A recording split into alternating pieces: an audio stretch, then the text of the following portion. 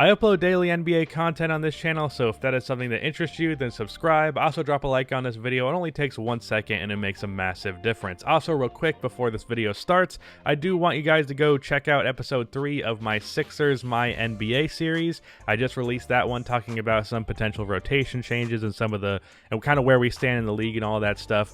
That channel, by the way, is nearly at 10k subscribers, so I'd appreciate it if you subscribed over there and watch that video and all that. So if you're keeping up with that series, a new episode is out. But with that out of the way, today I want to talk about the Phoenix Suns and how good they can be next season. Now that the dust has settled and the excitement over the Chris Paul trade has come to a close, let's actually talk about what this Chris Paul trade will lead to in terms of the Suns' actual win column next season. So I think it's first important to note what Chris Paul is going to change with this roster. So obviously last year the Suns almost made the playoffs. They came just 1 game short of the 8th seed, so they were very close to making the playoffs. And you have to think that this addition of Chris Paul does put them over the hump, though there could be some iffiness on that we'll talk about in a second.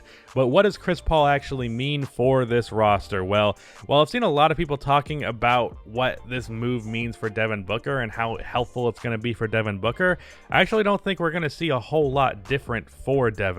Really, the difference is going to be he's going to have slightly more spacing, and he's going to have a little bit better of a playmaker, and they're going to be better in the fourth quarter, although it's going to be interesting to see who gets the shot between him and Chris Paul. But I mean, last year, Ricky Rubio, his playmaking made things easier for Devin Booker, and I'd have to assume that there's not a huge difference there. For Booker, the only difference really is going to be that Rubio is not nearly the shooter that Chris Paul is, so Devin's not going to have to worry about double teams as much coming off of Ricky Rubio, and the spacing is going to be better for him. But outside of that, I don't think it's going to be that impactful. Where I think this is going to be impactful is with Deandre Ayton. Now, don't get me wrong, Ricky Rubio was helping Deandre Ayton, but unfortunately due to Ayton missing a lot of games this year and not really entirely getting in the swing of things because of his suspension, he wasn't able to take the leap that he was expected to. But this year, I expect Ayton to take a leap. I expected him to take one anyways, just by natural progress. But also, Chris Paul has shown that he really makes big men a lot better. While Ricky Rubio is a good playmaker and he makes the right read, I really think Chris Paul is probably one of the best floor elevators of big men in history. Like, he turned DeAndre Jordan into an all-star, for God's sakes. He can definitely do that with Ayton. DeAndre, I believe, could probably average something like 23 and 13 this year on pretty decent efficiency, probably shoot a couple of three-pointers. And yeah, I mean, this team could definitely get a lot better. Also, their starting lineup, their forwards are set now that Kelly Oubre is gone. It's going to be Mikael Bridges and Cam Johnson as their starting forwards. Cam Johnson, already one of the better three-point shooters in the NBA. Now he's officially the long-term starter at that 4th spot, which is going to get him even more three-point shots a game. Mikael Bridges is a very good defensive player who kind of broke out a little bit towards the end of last season. His three-point shooting is a little bit like to be determined, because even though he's had decent enough percentages throughout his career, his actual attempts have been pretty low. But once more, is another guy who's really going to finally have his role solidified, and kind of getting rid of Kelly Oubre is a good way to do that for both of these guys. And I think that's going to provide good opportunity for them to really establish themselves in the league. And I think they're both pretty solid starting forwards for the NBA. And then obviously you have that starting lineup with Chris Paul, Devin Booker, and DeAndre Ayton, which I think is a pretty damn solid big three right there. And then for the bench, there's unfortunately not much depth to it right now. Really, the only guys that we could see coming back that are going to be solid if they do come back through free agency is going to be Javon Carter, Aaron Baines, and Dario Saric. Aaron Baines, one of the best backup centers in the league, so that's a good return. Dario Saric started to play pretty well for the Suns in the bubble, so there's a decent chance that he's a pretty solid role player. And then Javon Carter is a very good defensive player who seems to have some leadership qualities, so he's okay, but he's not really more than okay. They do have the 10th pick in this draft. They managed to keep that. And ironically, in my last video, my last 2K talk on Chris Paul, I talked about how the Suns would not need to trade the 10th overall pick to get him, and people were saying that I was foolish to think that, so fuck all those people. I was right.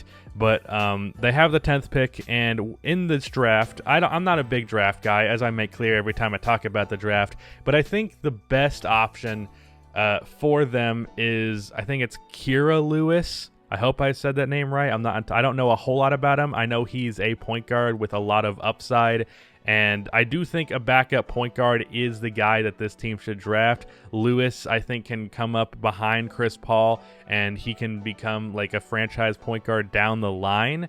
And for now, he can be a guy who contributes off of the bench to be like a six-man scorer type. And then down the line, once Chris Paul is too old or he goes to a different team to close out his career, he can fill in that point guard spot, and hopefully there'll be a more seamless transition there. Kind of how like Jason Kidd transitioned into Steve Nash on the Suns. So you'll have the backup point guard who has a lot of potential, the more veteran guy who is currently filling the void, and then, yeah. You get what I'm trying to say. So that's what I would do with the 10th overall pick. So assuming they just do everything that I've said, they re-sign Baines and Dario Saric. Their backup situation is Kira Lewis at the point guard spot. And then they have just some fringe rotation players outside of that who get a couple of minutes. Abdul Nader seems like a guy who can be okay in the rotation, so that's something. This team, unfortunately, you have to say always with this, is that we are talking about the Western Conference here. And while this team definitely improved and they were just short of an 8th seed in the Western Conference, I'm not entirely sure how much easier actually getting into the playoffs is going to be even with Chris Paul. So the main point that I would make is that OKC and Houston are falling out. However, I do believe the Golden State Warriors are, I shouldn't say believe. The Golden State Warriors, unless they have injuries again, are going to be in the playoffs. And then after that, I could see the Pelicans, the Grizzlies, the Blazers, even the Spurs probably, all getting in that conversation. Definitely the Timberwolves. The Timberwolves, I think, have potential to be like one of the 3 best offenses in the league if they can really figure everything out. It's kind of to be determined based on what they do with the number 1 overall pick. But I definitely think the Wolves have the potential to be a fantastic offense. They're going to be a dog shit defense, but it could be a good enough offense to where they kind of are in that conversation. If I had to make a prediction, I would say that yes, the Suns are going to make the playoffs. However, I'm also not going to confidently say that they will. So if we look at some of the teams that were more towards the bottom of the playoffs last year, so the Dallas Mavericks, I expect to take a leap. I just think Luka is going to have an even bigger improved year, and I think there's a lot of like clear flaws with this Mavericks roster that the team is going to try to address. Now, I don't think it's going to be a drastic leap. I think that's going to be more drastic in the next offseason once they sign somebody big, which I'm pretty confident they're going to do. But 43 wins out of, I don't remember how many they played this year, out of 75, I think. They would have won 47 games if not for the season being shut down, so a nearly 50-win team, I think they would be. I guess there's going to be like 70-something games this year, but like the Mavericks, I expect to take a leap. The Portland Trailblazers, and I'm probably going to make a video on this. I know it was just like one trade, but I really think Robert Covington is going to be like a huge difference maker for this team, on top of the fact that they have guys returning from injury. And like, I think the starting lineup next year is probably going to be Dame, CJ, and either Rodney Hood or Gary Trent Jr. at small forward, and then Robert Covington at power forward, and Yusuf Nurkic at center, and then they have a decent like couple of rotation players on top of that. One of Trent or Rodney Hood will come off the bench, assuming that Rodney Hood resigns, which I think he will. So Portland, I expect to take a leap. Obviously, again, OKC and Houston are going to be falling out. The Nuggets, Clippers, and Lakers are pretty much going to stay on top. The Utah Jazz would be the one team that I could see falling towards the bottom of the conference, and I could even see the Phoenix Suns being a better team. I could also see the Jazz like trading Rudy Gobert, which even though that'll save them in the financial department, that is probably going to make them a worse team for a little bit. So I do find it interesting, this playoff situation for the Phoenix Suns. As I said, I am definitely going to bet on the Suns making the playoffs. If I had to lay out like a playoff seeding prediction, it'd probably be Lakers, Clippers, Warriors, Nuggets, Mavericks, Blazers, and then after that it could be either Jazz or Suns. I don't know how many teams I just listed off there, but I'm pretty sure it was less than 8. So yeah, I do think the Suns are going to make the playoffs next year.